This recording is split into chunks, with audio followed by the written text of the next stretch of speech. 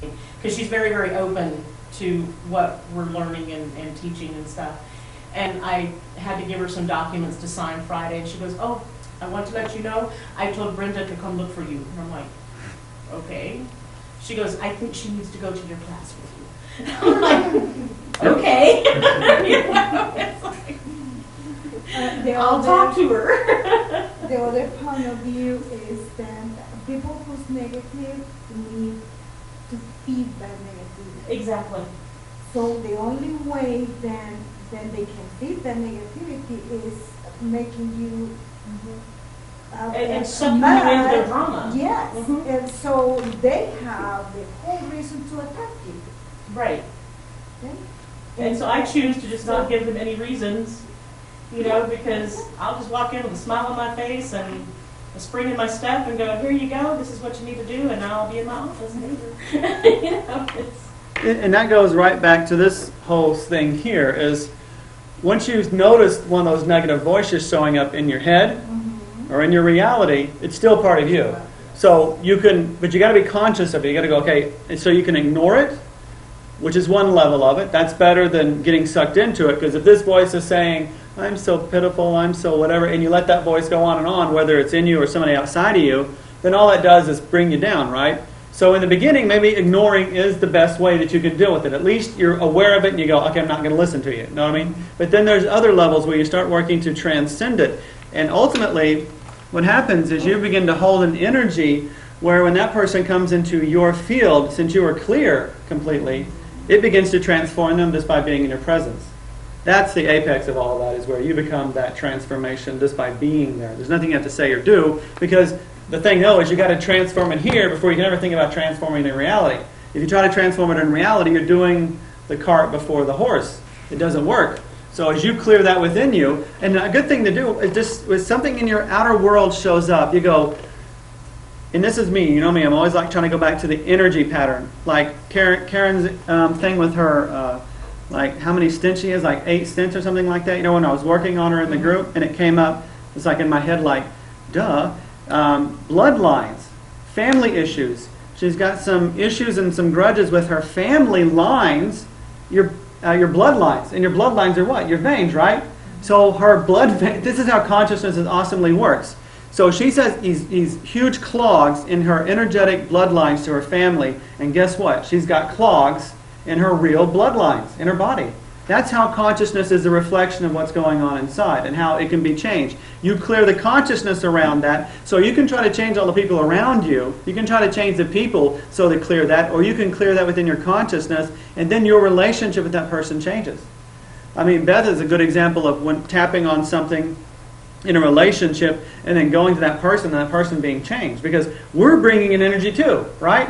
So if this person that's always complaining is bringing that energy to you and is interacting with you, that causes you to feel a certain way, right? Well, we do that too. Every one of us on the planet does that. Even us in this room, we bring in energy wherever we go. So if we're in a negative mindset when we come up to somebody, we're doing just that to other people too. Part of our awareness is being aware when we do that. Because so if you change the energy that you're putting out and you go up to this person and they won't know it, it'll be an energetic unconscious reading. They go, you know, they may not even get it. Like, I'm not irritated with her today. You know what I mean? Now, I'm not talking about Beth. I'm just saying in general. It's like, I'm not irritated with this person today. What happened? The charge that they had is gone. That's the awesome thing about you change your consciousness, everybody acts around you differently. You know, if you walk into a store and you're feeling really confident and happy, and you're walking through there, the people's energy that interacts with you is totally different than if you go in somewhere and you're feeling sickly and pitiful or whatever, you know, and everybody picks up on this energy. You know, when you walk into a store, there's energy exchanges going on all the time. I used to be where I would avoid all that because I was such a sensitive, feely person. It's like go into like a Walmart, like all these colors, here, people. It's like, okay, too many stations playing. But as you clear your energy, you're able to interact with that more. Okay. First page still.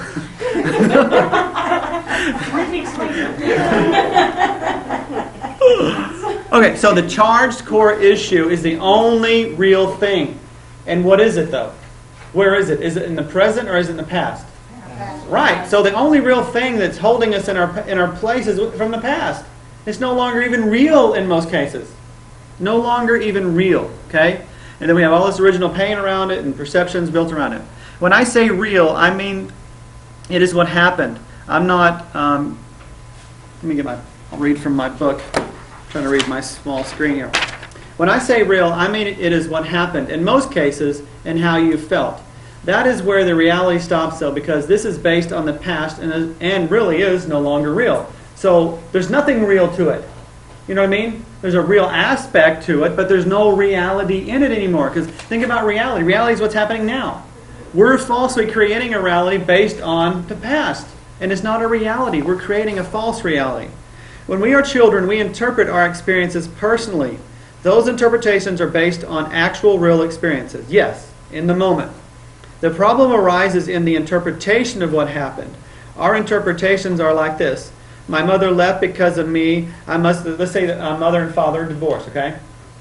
And here's the thing about children. Children internalize everything because they can't think past themselves at a certain age, okay? So everything that happens is because of them. If you can take that into, we all have got programs like that. We think we caused that. My mother left because of me. I must be bad. If my mom doesn't love me, no one will love me. I'll never be good enough. If I love someone, they will leave me. Holy crap. And that's the kind of stuff we're walking around and creating that exact reality. And I guarantee you that person will never have a long-lasting relationship if that's the program they have. Because it cannot be any other way, because the law is your consciousness controls everything. So if you've got these little, remember, when it's in your subconscious, it's still leaking out into reality. Sometimes even more than what you're conscious of. Because when you're conscious of something, you can go, okay, I'm really getting pissed off at this person, but you have enough to suppress it, right? But the subconscious, when you're not watching, it's allowed to go cuckoo, you know what I mean? And do something before you even catch it. That's why consciousness is number one. This false student, exactly what happened to me this weekend. What happened? I hop over with my kids. Okay. I travel a lot, and I have an attaché case, right? And it's just like that little subconscious ring. Mm-hmm. I look in there, here's all this stuff from the past. I'm like, I'm traveling around carrying this stuff with us. Here's some ointments for this, or some medications for that. And it's like, I'm just bringing that with me. So I just cleared it all out. Just, what do I do? Take my toothbrush and some deodorant. So you're traveling by yourself or with your kids? No, I mean, I travel, for work. So Yeah. I mean, I live out of my attaché case. And Right. So, and you have a little picture. I was like, man, that's exactly what I did. And I showed them. I was like, I pulled it all. I stood on his head. It's like, come here, kids. Look what your daddy brings with him. I draw all this to me. Here is this ointment for that. I mean, I'm manifesting this within myself. So if I want to clear it, I'll just take it all out and not even have it in, there's stuff from the past. And there's a thing about trust here, because what happens, and that's a really good point, Jim, makes me think about Tracy's friend who buys not just, she stocks up on tissue weekly, but it's not just one tissue. It's like this tissue. It's this tissue if I've got a runny nose. It's this tissue if it's a dry nose. So she's got this whole consciousness that she's going to need that. So she's creating it. It's also interesting that you purged your attaché. Right, and you got totally and you had food poisoning. That to me that's like it falls in place. And like I said, I was joking earlier that remember at the movie I talked about. What's the name of that movie again? The one with the plane crashes. Final Destination. Final Destination. Final Destination is about this guy that has this premonition that this plane is going to crash. So he and a couple of his friends don't get on the plane, and it does crash. But death is in the movie. Death is following them, trying to kill him. So and one by one, these people get killed because they were supposed to die on the plane. But it's interesting, that little sickness issue that everybody had, you missed out, and boom, come back around and get. It makes me think of that. So to me, things happen for a reason. And the danger in that. Here's the thing, though. If you can really get this, if we are creating our reality, if we own that completely, then when things show up, like that incident, you have to look at what does that thing represent? What is that person bringing to me that's inside of me that has that charge? What is this experience bringing to me that's really part of me? And it's always going to be some of these, maybe a multitude of them, maybe a few of them. And if you kill those fuckers out when it comes up, then you have less of that to have to come back to you. And if on the spiritual path things are going to keep coming up, because that's what you're trying to do is get rid of those. So you have to have stuff come up. If it was just a walk in the park, you're not doing any growth. So, I don't want to get off that.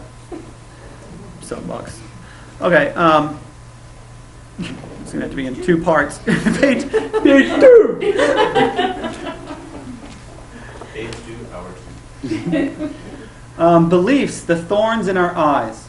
Our beliefs, not our emotions, are the root of our pain and suffering. When we completely neutralize our negative beliefs, our emotionally charged reactions become appropriate emotional responses. So it's a slight difference between a reaction and a response. Reaction is boom. I did something, somebody makes me angry, boom. A response is something happens, oh, I can slow it down, look at it, and no, this is how I'm going to react. I'm not going to react from one of these. Experiences plus beliefs about experience equals or determines the experience of the experience. Wait. Okay? Let me read that again. The experience, what the environment is bringing, plus your beliefs about that experience coming, is what determines your experience of the experience. Okay? A little Dr. Zeus mind trick. Right. If there's no filter, then what happens is when that experience comes, you read it purely. If not, you're going to have a charge on it, it's going to mean something different, and your reaction will be thus so. If you're free on it, you don't have to react that way. So you can filter respond. Equals reaction. Exactly. No filter equals response. Yeah. Very good. Basically, we are creating our experiences. Beliefs are the meaning maker. Our beliefs make our meaning to life. Whether it's an intimate person we're with, it's a job, we make it have meaning by what we put on it. Our beliefs assign meaning to our life and our experiences. Our beliefs are what keep us separated. Beliefs are filters we sift our experiences of life through. This limits, narrows our experiences of reality, like a radio station, like a radio stuck on one station. What you believe is what you focus on and get. If you believe when you die, you're going to go to heaven because you're whatever religion you are, and you've been baptized and gone through all that, and you believe in Jesus. If you believe that, don't you expect it to happen? Well, the exact same thing in all these little negative beliefs we have inside of us, we expect them to happen. What you believe is what you focus on and get. We will never experience complete peace until the judgments which come from our beliefs are neutralized, rewritten, or erased. So, neutralizing can kind of be like ignoring it for a moment. That's one level. Rewriting is you kind of cover over it with a positive affirmation, and erasing is you just get rid of the whole thing together. I don't want to just like put a happy label on. I just want this to be completely empty. It's one complete whole one. Not, I don't want my consciousness to be a crowd. Here's some more weird Dr. Zeus thing. Experience plus belief about experience equals trigger, equals the motive, equals the charge emotion, and the charge emotional behavior or reaction to the experience. Experience plus no belief about experience equals no trigger, no motive, and the appropriate emotional response. What's motive? What's motive? Motive is what pushes you to do whatever you do.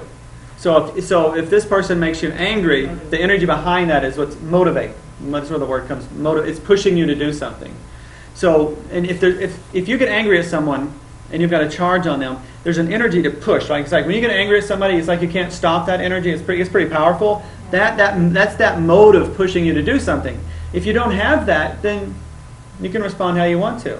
So a trigger and a motive or a charge pushes you to do something that later you typically regret because you're one of these personalities, and then as that personality goes back in the closet, you're like, why did I do that? That's an example, again, of the dual personality. One of your ding-dongs came out and did something stupid, and now you're looking at, oh, I totally screwed that up. But if you're conscious enough to not beat yourself up and go, okay, now that sucker showed its head, I'm going to take it and work with it. That's how you get rid of it. You don't just get mad at it. People say it is important to believe in something, but I'm not so sure. Beliefs are not figurative, but literally, like software that gets put into your computer's hard drive. We start getting programmed as soon as we come out of the womb. First, our parents play with our small, open minds. Next, religion starts. School follows. Then TV. They don't call shows programs for nothing. By the time we are 10 years old, we have been, for the most part, programmed to the point that we are unable to cope with reality in a healthy way. And that's outright truth right there. Why does this happen? The people who programmed us were programmed the same way when they were children. Beliefs are like viruses we pass to each other, and so goes the vicious cycle of the wounded human. As children, we are too young to be able to judge whether or not the incoming program is a positive nature. In other words, in religion there's a thing called the age of accountability. If you die before that age, what that means is you go straight to heaven because you don't have the ability to judge whether something is good or bad. In that time period, do what? You don't have your antivirus. Yeah, that's a good one. At that time, before you get the antivirus program, which we don't always know how to operate when we get it, you go straight to heaven because you don't have the conscience to say yes or no, whether it's good or bad. The bad side of that, like I already mentioned, is all that stuff that goes in you take as being truth. Because in the beginning of our age, of our being, is where we have to learn all this stuff so we can survive in reality. So whatever we're told, we take as truth. And that's going to help us survive, supposedly. One reason for this is that our minds have not fully developed. Another reason is we are not in the position to say no, especially when we're children. It's like, Mommy says this, no. Well, you're going to be in trouble, right? And that's another way we get kind of programmed to not be who we are. It is, after all, the parents' responsibility to equip their children with the knowledge they need to survive in the world. Our parents do the best they can, considering that they experienced similar programming when they were children. So I totally believe, in my heart of hearts, that everybody does the best they can, based on what they got. And the downside to that is every freaking person on the planet has been programmed in some negative way, and you can't help but pass that on to children, period. Well, John, then is the upshot of all this that we need to get rid of our beliefs about our experience, or we need to change them? Yeah. Reprogram? Yeah. Beliefs, charges, whatever you want to say. I use interchangeable words, but yeah. You want to get rid of the charge. And the charge can be a belief, it can be an expectation, it can just be a perception of something. But all three of those work, they weave into one another. If you perceive something, you see it over and over and over, you begin to believe in it. And once you believe in it long enough, you begin to expect it all the time. So really all those become one thing. That's all a charge. So if you get rid of the charge, when that experience comes into your life, which will be different when you're an adult than a child, you can react in a totally different way. And from a child's perception, that little personality that pops up that's 5 years old, here's maybe a job opportunity, but there's something tied to it that reminds you of fear as a child, you'll run away from it. But not because of what's happening in the moment, you're running away from the past. And if you clear that out, then what shows up, you can perceive and react with it in truth because it's in the real moment, not in the past. All of us live in the past. There's very few of us that live in the future. I mean, in the present. You don't want to live in there's a lot of people who live in the future. You don't want to live there either. That's where we project what's going to happen. That's where we take this gift, the prefrontal cortex, where we can plan the future and we project, oh, this will never happen. That'll never happen. Well, once you get to that point in your life, that's what you just created. It won't happen. It will never be. You've got to be able to see. Remember, we're projecting out our reality through our third eye. It's like a little camera. So you want to be projecting out what you want to experience. So if you're thinking in the future and you catch that voice, those little things in your head, because they're off in the past, like, that'll never happen, you better rewrite that. Rewrite it right there as soon as you can. Don't let it go back into the closet, because it's going to come out later, and that's what we call self-sabotage. To kill the suckers when they show up. They're like little gremlins in your head. The only thing wrong with these beliefs is that most of them are fear-based. Fear-based beliefs lead to an unhealthy life. As a result, the beliefs that work to keep us alive as a child box us in as adults. I went backwards maybe.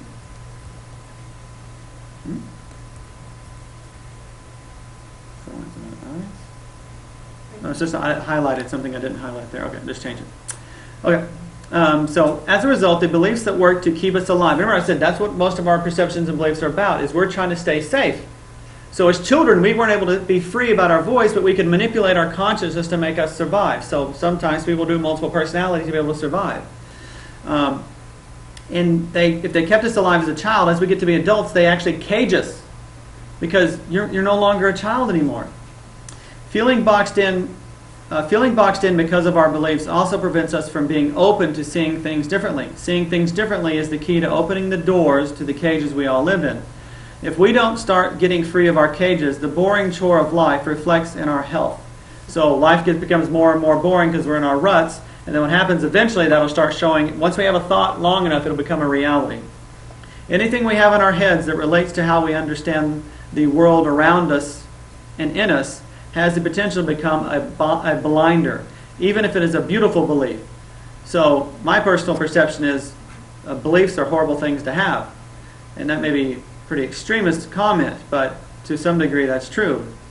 Well, what do you mean by, even if it's a beautiful belief, what do you mean by beautiful belief? Well, you can have rose-colored glasses and believe the world's a certain way, and that prevents you from seeing what's really going on, and it's preventing you from taking some action that you need to do to avoid something, and then boom, you get hit.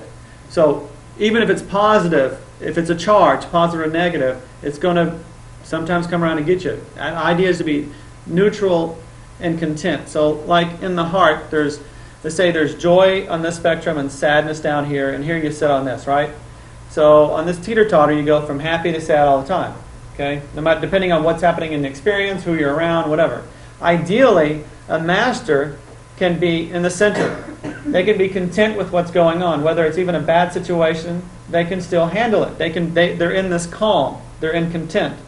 So, Acceptance, kind of? Acceptance. Think about it this way. Have you ever been like really, really high and happy, and then somebody shoots you down? Absolutely. So positive doesn't make it all go away. Positive sometimes puts you in a very manic kind of behavior where you're more likely to get knocked down, because we know when you get really high and happy, sometimes you start doing stupid things to get you in a situation that knock you down. Content is just like the master that walks around. You don't even know they're a master because they're very contained and willful and control of themselves in any situation. So even positive things can have a propensity to come around and bite you in the butt. Does that make sense? Yeah, so the desirable thing is to be able to be neutral. Not that you're like looking for being dull, but no, you're in the center. You can see what's happening, and whatever you feel in the moment is real. Sometimes you're up, sometimes you're down, but at the same time, there's still a centeredness in that. If I'm really, really high, I want to still be centered in who I am. Another way, let me see if I can put it this way. Spirits. Imagine getting drunk. If you can get all happy, and I used to be the happy drinker. So whenever I drink, I'd be like, I'd be broke the next day because I'd be buying everybody drinks. That's the kind of drinker I am. But in that mode, we can do lots of negative things to ourselves or others if we're not careful. So when we're intoxicated with a positive high, it doesn't mean that we are in a great space. It just means that we're high. And if there's not a centered aspect there, if we've lost our mind in it, then we're going to come crashing down into the sad part. If you're here in the center, you get to feel all those rains of emotion, but you're still centered in yourself. If you lose yourself, then what happens is you're happy and sad all the time. If you're here, you're content with whatever happens, even if it's bad. That's the key. Because you're balanced. Because you're balanced. You feel everything, but you don't get so intoxicated with it that you lose yourself in it. So bipolar people would be people stuck in that pattern. Yeah, they're very stuck in boom, boom, boom, boom. They're like the kids on the seesaw going as fast as, well, usually it's slow. It's like they can be weeks in this way or months and then this way. They can't find the happy medium. Have you ever looked for something, but this happens to me all the time. Have you ever looked for something but you couldn't find it? I was looking for a book one time. I had it in my mind. I remembered what it looked like. I looked over my bookcases at least twice, and I could not find it. I became very conscious of the fact that I might have incorrectly remembered the book's appearance. I decided to look for the book once again. This time, however, I focused on just the title and not what it looked like. I thought it was like a color. I was looking for a color and not a name. So I was looking at all this bookshelf, and there's like 3 huge bookshelves, and I'm looking, and I didn't see it. I looked over, and I was like, surely it's there. But why I didn't see it is because I had an image of what it was. But that really wasn't true. My memory of it was wrong. So once I just looked for the title, which was the only real thing about it, that's when I found it. But we're doing this all the time in our lives. In relationships, We're like, no, this looks like this. So we're projecting seeing it, and we don't see what's really going on. We don't see, maybe this person is really giving us a lot more love than we think. But no, we're seeing it this way because this is what we're projecting out there. And you're never going to see really what's going on when all these little bastards are telling you what's happening. And they're wrong because they're in the past. How will they ever know what's going on when they're in your past? They cannot see what's happening now because they're blind. They're all in your head. They're in the dark. They're just kind of making things up based on what they experienced. That I found it in less than a minute. That experience showed me just how much what we expect to get interferes with what is really happening. That is just how belief systems work. Beliefs, the glasses we look through. Beliefs are the perspectives which are like colored lenses you look through. These perspectives interfere with true perception. Instead of perceiving what is truly happening, you're projecting your expectations and viewing life through your colored lenses. And this is called perception. The difference between heaven and hell is perception. And the earth, for lots of different people, is hell, and lots of other people it can be heaven. And it can be lots of places in between. It can even be purgatory. The broader one's perspective is the more fulfillment and joyful life is. So when we have a belief system, I don't know if you've heard this before, I was just talking about this, Mary Ellen, I think it was Thursday's group. It was Thursday's group. We tend to think our emotion, we tend to think in a two-dimensional way because our consciousness is limited. Let's say this is joy, this is a little agitated, this is worried, and here I'm just like paralyzed with fear, okay, or depression. So we'll do like some substance, a drug, or a legal drug, or some kind of, say somebody's depressed. So they try to, Ice cream. yeah, food is the biggest drug out there, and people are eating a bunch of crap, and they're looking at people, oh, look at that drug addict. Well, look in the mirror, lady. So if you try to cut off depression here, and you want to, because you're trying to feel more of the positive side, it doesn't work because the emotions are more like a sphere. So joy is tied to the seesaw of the depression. So if you cut off depression, what happens is, here's the spectrum of emotions, right? You begin to shrink what you can feel.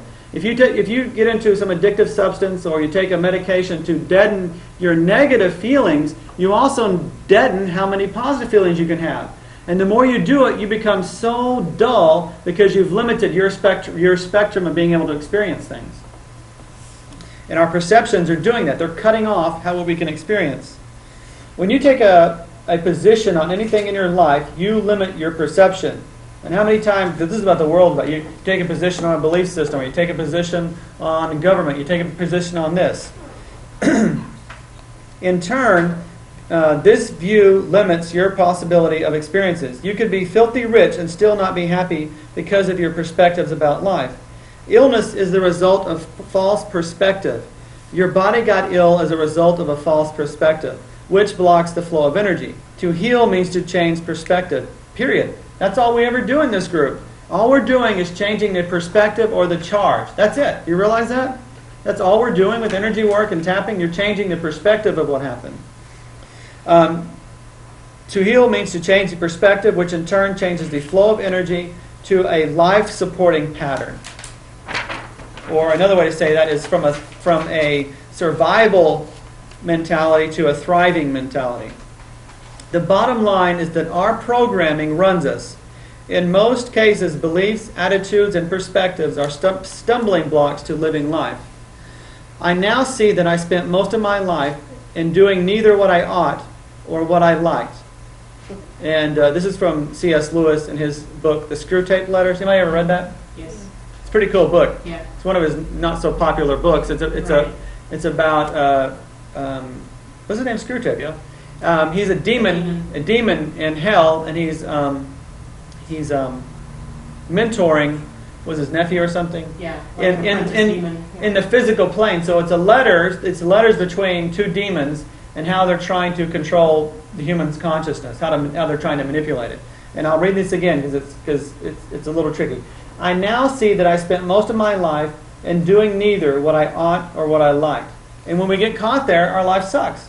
Because we want to be doing something, but we're not doing that. And we're trying to do what we need to, all these things are saying inside our head, or society's saying, and we're not happy there either. It's because we're not ourselves. Change the belief, not the behavior. You can never change, like the person that comes up and bitches about something and complains all the time, you're not going to change their behavior. You have to change the belief if that person's open to it. If they're not, sometimes you got to make the distance. So put that in there. But within yourself, you're never going to change a behavior unless you change the belief system first. Here's the thing about, people talk about, it's all about love, just love. Our perceptions, our beliefs are what limit how we love people. If you can take those out of the way, it's natural to be unconditionally loving 24/7. But it's our beliefs and our perceptions that prevent that. You cannot make yourself do that. Actually, if you're trying to make yourself do it, then you need to be looking at what you're trying to push through, because that's what you need to be getting rid of. Because if you got rid of it, you would be loving people naturally, because it's the way it is. So to try to change the behavior will never change anything. You got to change the belief that makes the behavior, because our belief systems here create the behaviors and our reality. It is hard as hell to try and change your behavior. It is like pushing against a brick wall. If, however, you work on shifting your beliefs, your behavior follows easily. Our behavior changes easily because our behavior is the acting out of our beliefs and perspectives. So our behavior is the physical aspect of our beliefs and perceptions. For example, if I believed in God and I'm going to heaven, and that's something I really believe in, my actions will follow that. This is the person that really feels like they're doing you an injustice if they don't share with you their belief, right? And I'm okay with that nowadays, because I realize that is such a strong belief within them that they have to do that, because their belief causes that behavior. And you're never going to make somebody stop doing that unless you change that belief system. So all of us are living our lives based on our beliefs, which make our behaviors happen. I can't seem to keep up with my pages today. Here's a popular spiritual, a so-called good belief. So this is Mary Ellen. I'm going to pull you in here, because remember I said, you said about the positive perceptions and negative perceptions. This I threw in this probably for you, okay? So this next part pertains to what I was trying to say to you. Here is a popular spiritual, quote unquote, a so-called good belief. To be truly spiritual, I must reject money and serve others. So that's an example of us thinking that's a positive belief, but really it being something that's negative. Like only spiritual people, or spiritual people would never say no to someone. Well, maybe you need to say no. Because any type of belief system is going to limit you. Because if you got all these perceptions and beliefs, you can't live who you really are. The truth is, the more money you have, the more good you can do. And that's been my change in perception. Is like, this whole misperception that to be spiritual means you don't have a lot. And that was kind of instilled by the church. The church came in and said, okay, this wasn't what they said, I'm translating it. Let's cut all the lower chakras off, and just let the person be the upper chakra. So there's no personal power. You got to give your will and power over to another being, usually a preacher, a teacher, or Jesus, God. Heaven forbid that you have a creative sexual energy, and you should not worry about surviving. And those are perfect ways to control people, because if you didn't have a will, you didn't have any creativity, and you didn't have a drive to survive, you were easily manipulated. And the Bible, King James, they were into controlling people, because they had to control the masses. And something I listened to recently is the church and the state own most of the land. So an example is, here's this church that has all the crops. So when people doing the crops, it goes to the church, which goes to the government and everything. And these people, like 20 people living in a small house to survive, when they went knocking on the door to get handouts from the church back then, the church's way of going around that was, this life is meant for you to suffer, because in the afterlife is when you get what you deserve. That's a load of shit. Okay, that was pure manipulation, and people still buy that crap like it's truth. But they kept the masses ignorant in order to control them. And by playing with the consciousness, you can manipulate people, because they knew how to do it. Because they have the information, all the spiritual text. If you read everything, it goes into all this New Age stuff. It just wasn't shared with the population, because the population were the donkeys that carried all the burden of all these other people. So the church, that whole thing about you get yours in the end, a lot of people still believe in, I should suffer in this life. I have this cancer, and God wants me to have this cancer because it's supposed to make me purify and spiritual, and I'll get what I need in the afterlife. You have your cancer because some bullshit program you got from your family or you got from yourself. Kill that fucker. That's what it's about. Not about God trying to make you do something, because God's not ever punishing anybody. Yes. And the church used that. They knew about consciousness, and they used what they knew by saying, you will get it in the end. In other words, and this is how we train children. Don't demand and dogs. it now. Huh? Don't demand it now. Right, yeah. You need to suffer because you're gonna get your reward in the end. If you suffer now, if you suffer a lot, man, your reward in heaven will be great. Sucker. Anyway, we train children in that same reward system. Eat all your vegetables, you get some ice cream. We do that same reward system. And it's a very known thing that everybody's consciousness has a desire or has a weakness there. And they knew that back then. So they gave you an idea of a reward in the future. And they gave you a good reason not to have it, right? Especially back then when people believed so much in the religion, you've got the perfect reason not to have it, and you're going to get it later. And you can't disprove either one of those. That's the bad thing. You can't say, well, that doesn't make sense, because that would indicate that you're not spiritual, right? So people bite into that shit, and they still buy into it. It's insanity. The one thing that just sends me over the edge is when people go, well, it was God's will. It's like... There's been a few people that I had to dismiss from working on, and two out of the three, they cannot get past their own spiritual limited belief and accept healing. And remember, our consciousness is in control. So if somebody gives you a healing, and one of these voices or a couple of them group together go, this really can't happen. Guess what? You're still in fucking control. You can have a healing and reject it. That's the crazy thing about consciousness. You can reject a healing. You can have this massive healing, and then you can talk yourself out of it. That's why you got to kill all these fuckers, because seriously, they are fuckers. They're part of us, but they're screwing our life up. So yeah. So here came a healing. So God is trying to give you abundance right now. It's like, you're like in your mind, this voice going, oh, I never have enough money. I'm suffering. And God's like, the universe is trying to give you everything, because remember, consciousness runs the whole thing. That's the law. Your consciousness runs everything. So you're ordering everything with this. One of these little stupid voices in your head are saying things that you don't want, and you get it. So mastery means you unify these voices into one thing, which is what you want. Only what you want. Okay, I still feel just a little bit of confusion about you talking about killing.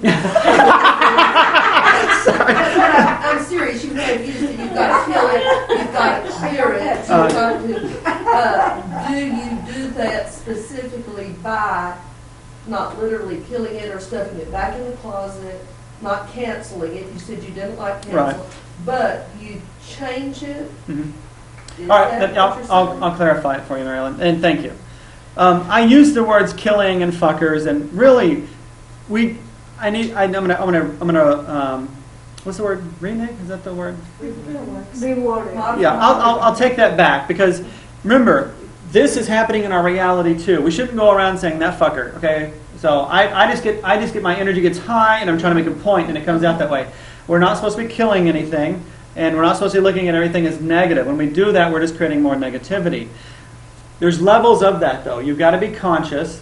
So when a voice shows up in your head, or it's a person out here, same thing in my view, okay? Okay. You can let it do what it's been doing in the past, and you still get the same result.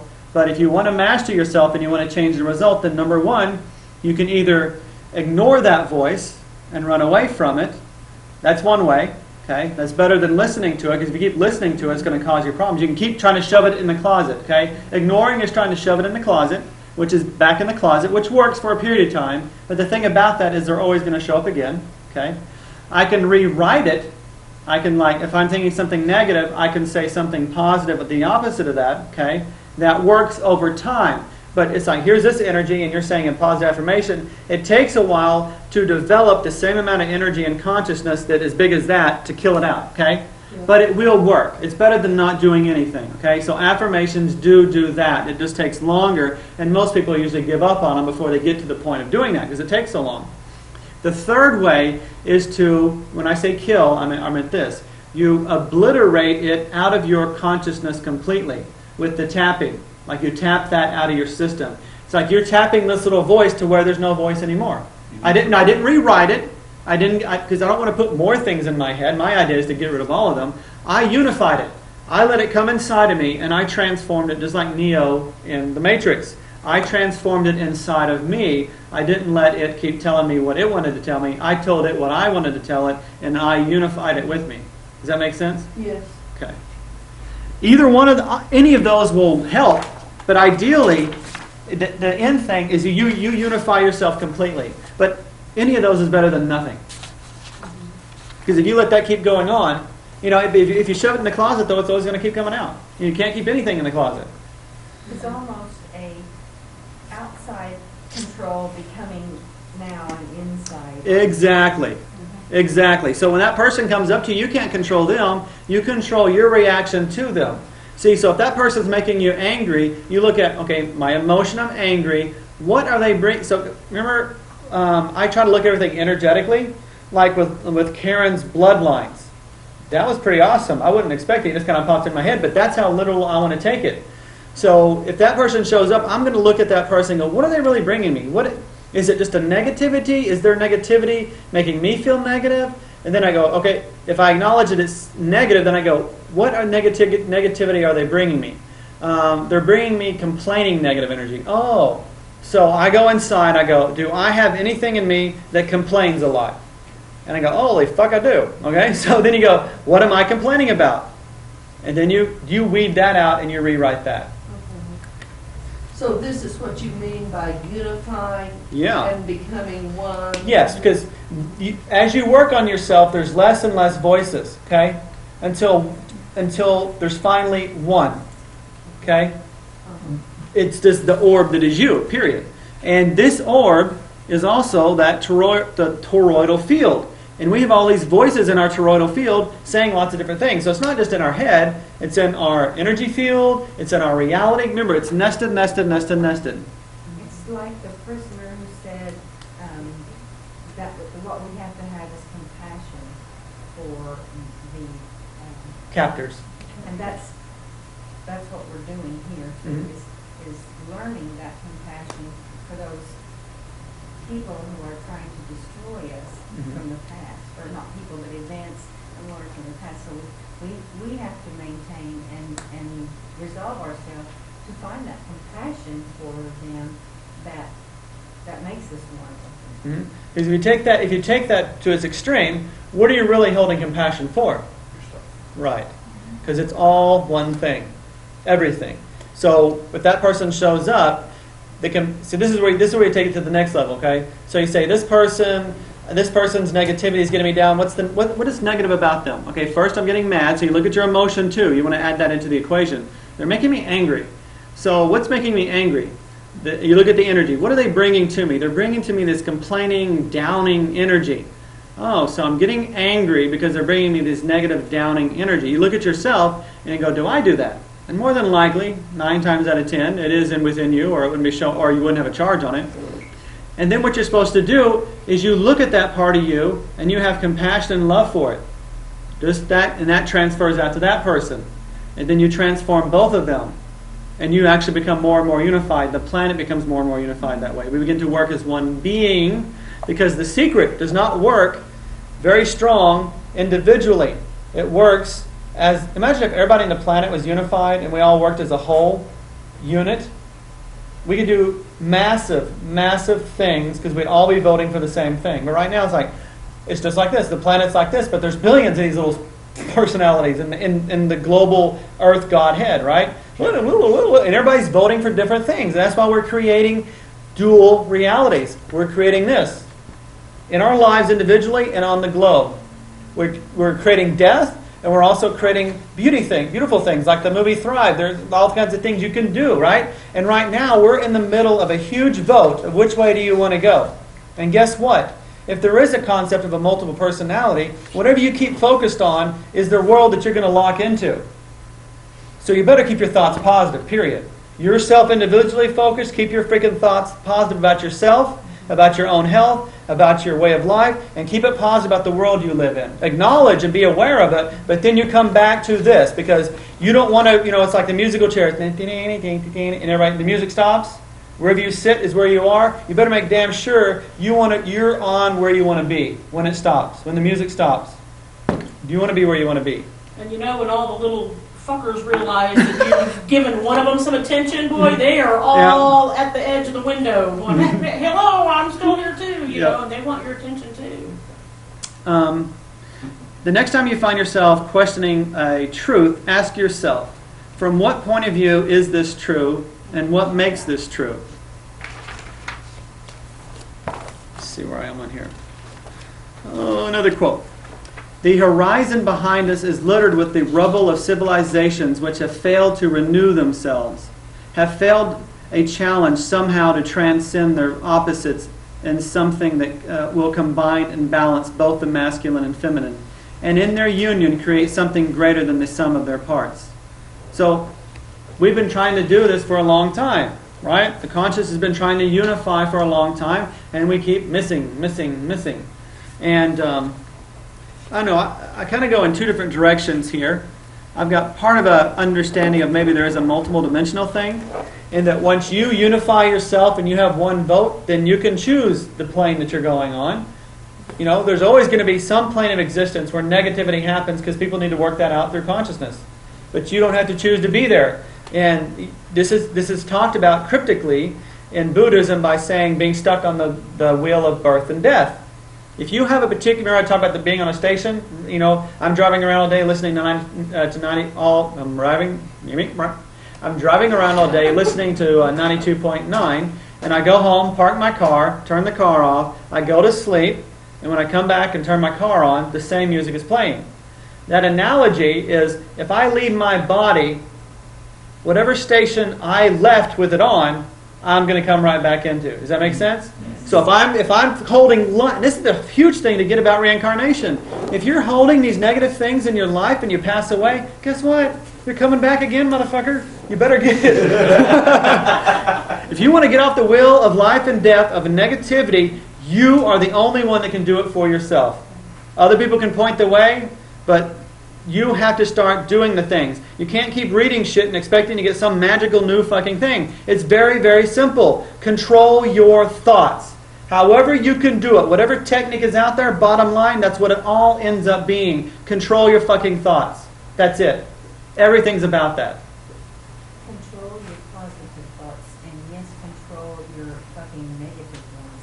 But then when you master that, controlling the fucking negative ones, and saying it and changing it and rewriting them into your positive ones, then is whenever we are master. Right. You begin to create, and that's when you're co-creative. We're all co-creating right now, but we can't say we're master co-creators, because are you creating everything in your daily life that you want? A master doesn't go around like, I think I'll do this. Once you master that and you're aware of it, you're one voice and you're voting for the one thing you want. Until then, you're creating multiple realities that you hop in and out of. This day you're happy, this day you're sad, this day, on and on. And the whole idea is to steer where you want to go. You take control of the wheel. You're no longer the passenger. Me. Sometimes it makes you feel weird when you do it. Yes, because a lot of these programs, because I was raised Baptist, and a lot of these programs is, I'm supposed to surrender, and I had to work for a long time to get rid of this little program, this little voice. And I kid you not, it took me 3 years into my deep study, when I kind of first got woken up in massage class. It took me 3 years, literally 3 years, to not go back and when I start doing that and start thinking, man, I wonder if I'm on the right path. I wonder if I've been deceived. They say Lucifer can be like an angel of light. All that bullshit. Well, those are the same people that didn't want to share the wealth. So they told you things to make you not go after it. Because if you go after it, then you may not be able to be controlled like the masses. You may escape this realm where they like people being slaves. Where 90% of the people are working to put the other 10% where they don't have to do anything. Okay? I'm not for that anymore. I'm for getting out of that. And this is a game that will probably stay around till the end of the reality. for people because it has to be here for somebody to experience that. But once you're done with it, be done with it. Don't keep thinking about it because you're going to keep coming back to that table to keep eating that crap. All right. Mean. I don't know that I need to go over all of this. Oh, cool. I may actually call it done. Okay. Let me go ahead and go here. This is mean. Most of y'all have seen this on Thursday nights. If you can't, I recommend you at least come once to that because you can see a deeper aspect of it working. This is my method behind my madness of why I call it mean. Mean. I look in and mean is meridian energy activation and neutralization because we're working to neutralize it, aka kill it. Okay. In other words, it has no charges. Polarity or duality means there's a positive and a negative. That's what duality is about. I like the word polarity because polarity is more accurate. Neutral means there's no charge on it at all. So, mean is my taking EFT and transforming it into my own way of thinking of things, and it's meridian energy activation. So you're activating the charge and then working to neutralize it. Mean, comes from the dictionary, a way, an intended purpose to an end. So it's also a way of getting to an end of something. It's the middle between two extremes, sickness and health, heaven and hell. The doctrine of mean by the only grandson of Confucius. The purpose of the small 33-chapter book is to demonstrate the usefulness of a golden way to gain perfect virtue. It's focused on the way, the Tao, that is prescribed by a heavenly mandate, not only to the ruler but to everyone, because heaven has laid down what is the way to perfect virtue. It is not that difficult to follow the steps of the holy rulers of old if one only knows what is the right way. So a mean basically means the Tao. It's the way to reach the end. Okay? Mean is a spiritual technique that helps to remove the inner blocks we have inherited and keeps us bound to hell, so that we may know and follow our own individual Tao or way, which results in bliss, heaven within us and on earth. Because heaven's only going to show up on earth heaven will not show up on earth until it shows up in us first. The way of things resides within us all. The way, the Tao, resides within us all. There is nothing we need to learn to follow. There's nothing we need to learn in order to follow the natural way, because it is already within us. What blocks us from the path are old patterns of perception which cloud the truth. Mean helps to uncover the truth within us and free us to live as we were meant to be, free, loving, and in harmony. What heaven has conferred is called the nature. In accordance with the nature is called the path of duty. The regulation of this path is called instruction. The path may not be left for an instant. If it could be left, it would not be the path. On this account, the superior man does not wait till he sees things to be cautious, nor till he hears things to be apprehensive. There is nothing more visible than what is secret, nothing more manifest than what is minute. Therefore, the superior man is watchful over himself when he is alone. You know what? Because when you're alone in your house, that's when these things are happening too, right? While there are no stirrings of pleasure, anger, sorrow, or joy, the mind may be said to be in the state of equilibrium. So that's taking away positive and negative, right? Joy is one spectrum, and then anger is another spectrum. Contentment, equilibrium, is not a bunch of waves in there. It's the meditative mind. It's observing everything. When those feelings have been stirred and they act in their due degree, there ensues what may be called the state of harmony. The equilibrium is the great root from which grow all the human actions in the world, and this harmony is the universal path which they all should pursue. Let these states of equilibrium and harmony exist in perfection, and a happy order will prevail throughout heaven and earth, and all things will be nourished and flourish. That's from Confucius. Is all of this from Confucius, or is Yeah, the bolded part there is. This next page here, I recommend you may laminate. Maybe you want to take the next two pages. This is on page 65, and I'll get these pages to you that didn't get it tonight. But the page 65, Carla, that's the one you like, where it shows them numbered. You can kind of laminate those back to back, so you can like flip them and use them. And basically, that's the tapping sequence. I'm not going to go too much into that for time frame, but it's easier to look at that and tap as we go along than trying to talk about it. Page 66 is the Chinese clock. And the meridian system, there's 12 major meridians. And they're actually finding that there's like hundreds and thousands of them. And every meridian point is actually a chakra. And wherever there's a chakra is actually really a toroidal field, if you think about it. You've got that vortex of energy, and it's a toroidal field. So your hand chakras, you've got a vortex here and a vortex here. And then you've got a toroidal field around your hands. Every place that there's a acupuncture point, there's a tiny, tiny, tiny toroidal field. You're just made of them all over the place, which means you're made of myriad, you're like black holes within black holes, those nested Russian dolls. So in Chinese medicine, there's 12 major meridians, and there's a time frame for each one to be the strongest. And Chinese medicine, they use this Chinese clock to diagnose things. Like say you wake up at 3 o'clock in the morning all the time. Well, you go to your chart and go, why do I keep waking up at 3 o'clock in the morning? Well, that's when liver goes into lungs. So there could be a sluggish liver issue, or the lungs are having a hard time processing something out. So that irritation in your system makes you wake up. Or I always have a crash at 3 in the afternoon. Well, 3 in the afternoon is bladder time. So it's a way of kind of finding those things out. I'm not going to go too deep into that because that alone right there would be years of study. But it's something nice to have to kind of figure out time frames. Does that make sense? Okay. Oh, wow. Turn the page, we're done. I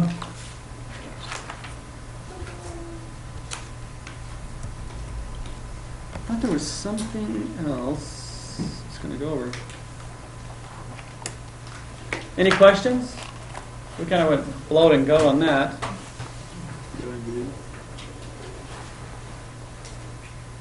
Nothing? No questions or anything? So Mary Ellen, did I answer your question good enough about the killing is the neutralizing? So you're not going around killing people or killing yourself. You're neutralizing all those negative voices, whether they're inside of you or outside of you. And sometimes to neutralize them would be like to push them back in the closet. So if you cannot handle that voice, it's perfectly okay to get away from it. You know, it's bad to stay around something negative because it will eventually affect you. Because it's like when 9/11 happened, you know, I know people that had that whole thing on 24/7. I mean, my heart could only take so much. So I was like, you know, people don't watch that. I'd be like, I'm going to excuse myself from the room because I don't want to keep watching that. I know what's happening. I'm sending what I can to it. I don't need to keep seeing that horrible crap over and over and over and over. And for me, it was easier at the time because there were some charges I had on it. That's why I reacted to that way. But at the time, the best thing for me was to remove myself from that. And sometimes you have to do that for your own health. And if you don't, if one of these voices is saying it's bad to do, to pull yourself out of that situation, then all you're doing is you let yourself be in a situation where that negativity can make you sick, period. So if you let all this 9/11 negativity, you know, I could get totally sick from being around it. Not just mentally, emotionally sick, which is what I was feeling, but actually become physically sick because of it. I do have one question. Is it correct or not correct to have the analogy of when energy comes toward you, if it's negative energy, can you work with it like in martial arts where you take the force and use it for your own? I believe that's something you can do. Yes. Mm-hmm. But you got to be. But again, it goes back to being conscious of it. You know, you got to be able to be conscious of it coming at you, and then be able to have some technique to work with it. And EFT is actually doing that. That tapping we're doing is working with that. Affirmations are a way of Tai Chiing the negativity. They say that when you get something in the mail that is written that you do not agree with or want, then you can rewrite that too. You can just take your pen and just rewrite what you want. Give me an example. I did that. Give me an example. You do that? How did you do? What did you do, Marsha? You know how in the military, be all you want to be in the army, Yeah. blah, blah, blah, blah, blah. I got some of that stuff. It was kind of like a placard, and it has something about the Army Reserve on one side. On the other side, it says, be stronger mentally and physically. And I put, I am You crossed out strong, the B. and I crossed out the B, Yeah, I saw and that. I left the stronger I'm strong and mentally and physically, but I added spiritually. Cool. It's in my kitchen. Yeah, she actually kept it. What was your idea, Oh, Deborah? I just did that not too long ago. Well, mine was like if you get something negative in the mail, something that is against you. Like what? Like a bill or something? Well, The Secret talks about that. They Oh, really? tell you to take your bills and rewrite it as if it's a check, a deposit into your account, so that you balance out not always the pulling from. So you're telling me actually writing on it. Writing it out what you want, as opposed to, well, like if you were subpoenaed or you were, if somebody was going to take action against you in court or something of that nature, you'll write out what you want. Rewrite the negative into what you want. Cool. See, and those are the small little things that can change your reality. But you know what? When you've got one of these stupid little voices up here, it almost takes the effort, that small little effort that it would take to do that, that can poo-poo on that. And then you won't do it. You know what I mean? It's like, I've had this thing where it's like, all I need to do is say a couple of things positive. And then you have one of these personalities you're fighting with. It's like literally like you're arguing with it yourself. You're like, no, I want to say positive. No, I want to say negative. So you go back and forth. So it's like, so I've had days, this is when you're working, you're working with one particular personality fool within you. It's like, it's like starts in the morning and you catch it. And then you say something positive. And then maybe an hour later it comes back because you shut it in the closet and it snuck back out. You go, no, I see you again. So you say, and push it into the closet. And you ever had those days where it's like you're chasing that? If you let that be in charge, then you won't even do the simple thing of pushing it back in. And what happens if you don't do that, then it gets to be in charge. Because what happens is if you're not the overall personality, the bigger I that controls them all, when one of these voices gets big, it becomes the controller. And if it's controlling, then that means whatever it's believing is what it's creating in the body. That goes back to that multiple personality of the breast tumor, the lady with the tennis ball breast tumor, multiple personality. When she would go into one personality, the breast tumor, within a minute, would disappear. That's freaking powerful. She would go back into the other personality. So this personality would come out, she'd have the breast tumor, and then it would shrink back to the small personality. She'd be another personality. Then it would be back. That's crazy. It tells you it's all consciousness right there. One book explains a lot of the evolution of consciousness. Revolution. It's a book? Evolution. Oh. Evolution of consciousness. Evolution of Consciousness, and that's a book? It's a book. Okay. I found it in the library. Wow, cool. It talks, you live this, and you live that, and you put something on this personality, and then you went on to the other one and you didn't finish this experience. You create that to experience that. The only way that we create things is to experience. And we say, no, we change our mind, but we live on that, and that personality, some attention. And that attention keeps creating that reality. And until you finish that experience, you can get one of them and finish the experience. That's what we do in our class. Yeah. We get each personality and finish the experience. And it's over. Yeah, and that's what those people are coming to in your life, is they're trying to show you where you are. If you clear that in yourself, which is just what Edie's saying, is finish the experience. Once you clear yourself on it, you don't have to keep having that come back and back. And that's why people get into horribly abusive relationships, is because that is coming to them over and over, because that thing in the back of their mind, whether they got it in childhood, saying like they don't deserve to be loved, or whatever that program is, the life is going to it's going to work to beat that out of them. In our life, the negativity that shows up is not trying to hurt us. It's trying to knock out of our consciousness, out of our hands, out of our grasp, the very things that is making our life miserable. It's trying to hit us because it needs to knock us out. Because if it came up and said, "Will you let go of that?" You're like, "No, it's too much fun." It's like a kid. The analogy I used before is a kid picks up a poisonous snake, and the mom's right there, right? And she freaks out, and says, "Drop it!"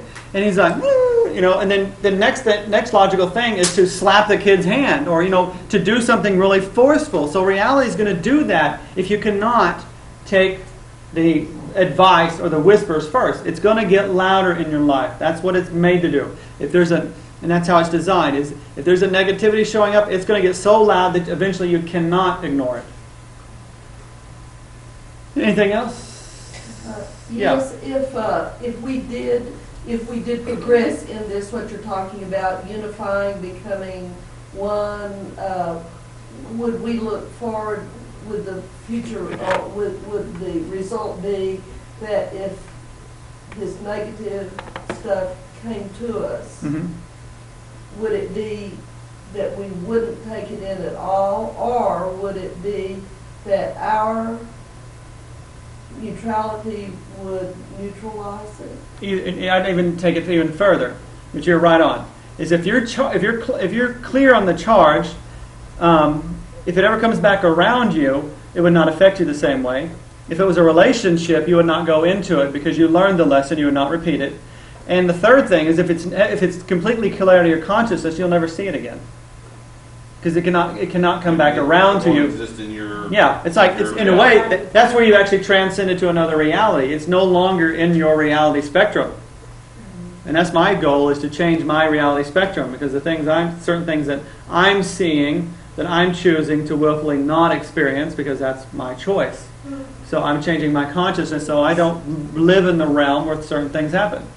Well, I guess what I'm wondering is if you as an individual do that, if a group of us were working in that direction, would we then, or even one person, have a positive impact on reality? everything outside of us? Hell yeah. Yeah. The whole world. That's the power of the group. Because as we clear and work on something, every one of us that goes away